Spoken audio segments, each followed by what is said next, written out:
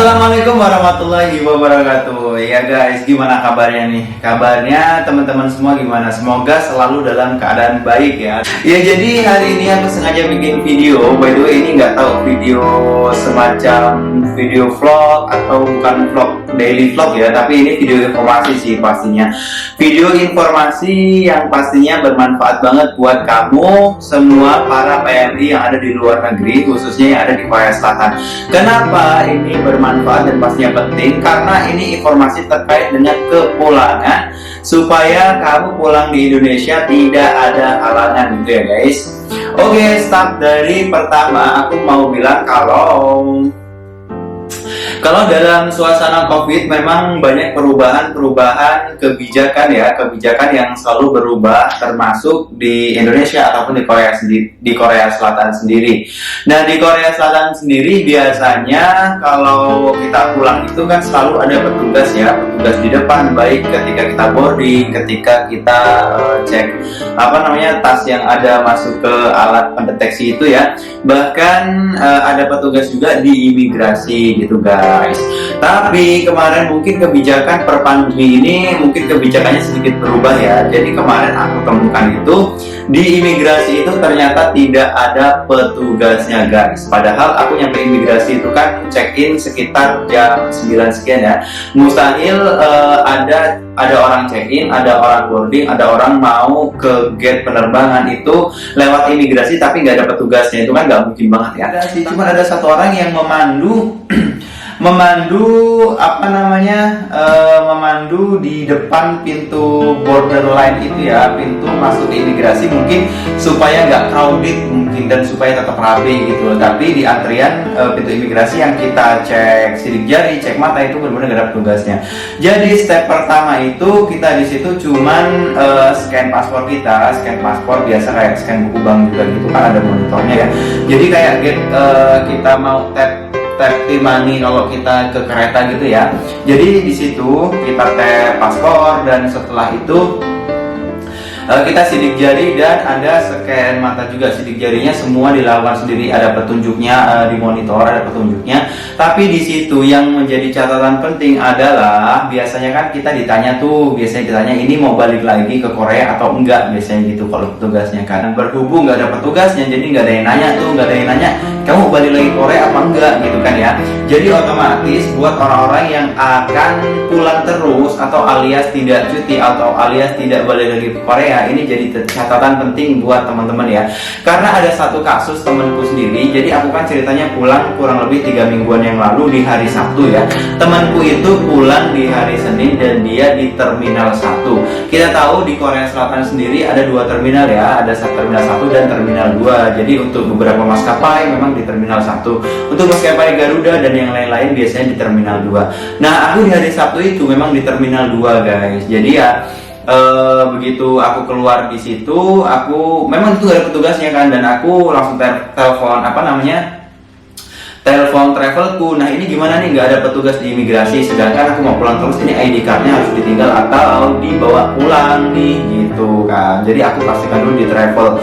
Nah setelah itu kata travelnya itu harus dikasihin ke petugas imigrasi, kata dia gitu, kalau kamu mau pulang terus alias nggak balik ke Korea gitu kan. Nah setelah itu aku cari-cari kan di situ nggak ada. Akhirnya aku sebenarnya udah keluar dari pintu imigrasi itu kan, dan itu sensornya cuma lewat dalam guys, kan pintunya kaca, udah keluar tuh pintunya kaca dan sensornya itu cuma lewat dalam. Jadi aku berdiri di depan kaca nunggu orang keluar dari situ gitu kan, biar pintunya kebuka dan aku bisa masuk lagi ke pintu petugas imigrasi itu.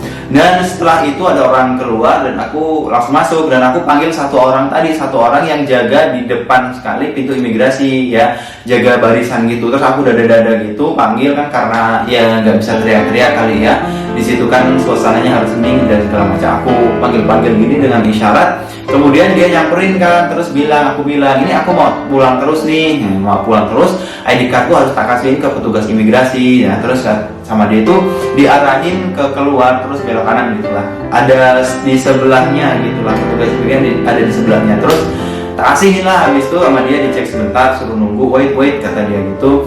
Nunggu dicek sebentar, terus gak kurang sampai 5 menit lah, terus ya ACC gitu. Akhirnya aku pulang. Nah catatannya adalah Satu kasus dari temanku kemarin yang pulang di hari Senin itu, dia di Terminal 1. Posisinya di Terminal 1 kan kalau kita mau ke gate pesawat, tempat culbalnya itu, tempat keberangkatan pesawat itu kan harus naik kereta tuh kan. Terus dia itu ternyata langsung naik kereta pergi ke gate di pintu pesawatnya gitulah guys ya. Tapi dia itu ternyata masih bawa ID cardnya gitu loh, masih bawa ID cardnya. Terus kan dia telepon aku kan. Telepon terus katanya, Mas ini gimana, aku ID cardnya dikasih apa enggak, kata dia gitu ya. Oh itu dikasihin, harus dikasihin ke imigrasi, tak gituin kan. Nah posisinya dia kan udah naik kereta ke pintu pesawat gitu loh. Nah cara mau naik kereta lagi masuk ke situ kan nggak bisa. Kata dia itu nggak bisa, benar-benar harus keluar gedung gitulah ya. Dia juga bilang sama security-nya, bilang minta tolong gimana caranya bisa masuk ke imigrasi lagi gitu loh, buat nyerahin si ID card itu gitu guys. Tapi kata polisinya, kata security itu benar-benar nggak bisa gitu loh, benar-benar nggak bisa. Jadi alhasil kesalahannya dia itu membawa pulang ID card, sedangkan dia itu sudah pulang seterusnya alias nggak balik dari Korea. Nah apa bahayanya? Sebenarnya ini mungkin bukan bahaya ya, tapi apa efeknya kalau kita pulang terus tapi kita masih bawa ID card pulang ke Indonesia? Kalau menurutku ada kemungkinannya seperti ini ya. Ketika kita pulang membawa ID card masuk ke Indonesia, itu si imigrasi itu dia mencatatnya kita itu hanya pulang cuti, mungkin seperti itu ya. Apalagi dengan adanya kebijakan sambung otomatis saat corona ini kan, kita pulang juga visanya masih aktif gitu loh guys, setidaknya seperti itu ya. Jadi mungkin si pihak imigrasi itu punya pikiran kalau kita itu pulang untuk cuti aja gitu loh, karena ID cardnya kan nggak dikasihin ke mereka gitu. Atau mungkin ada hal-hal lain yang menjadikan itu satu alasan kenapa Jigemnya Gukmin Samsung Huaji itu nggak cair guys. Nah itu dia, makanya kalau kita pulang ke Indonesia, ID card itu harus benar-benar dikasihin ke petugas imigrasi. Kalau nggak dikasihin, alhasil semua asuransi itu nggak bisa cair ya.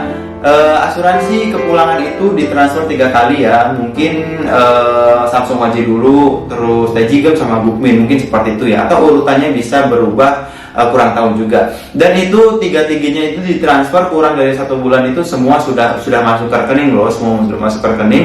Dan ternyata temanku yang tadi pulang hari Senin itu di Terminal 1 yang ID cardnya dibawa, dia itu sama sekali asuransinya belum ada yang masuk guys. Nah itu tuh bahayanya. Jadi dicatat nih teman-teman yang mau pulang seterusnya, itu ID cardnya harus dikasih ke imigrasi.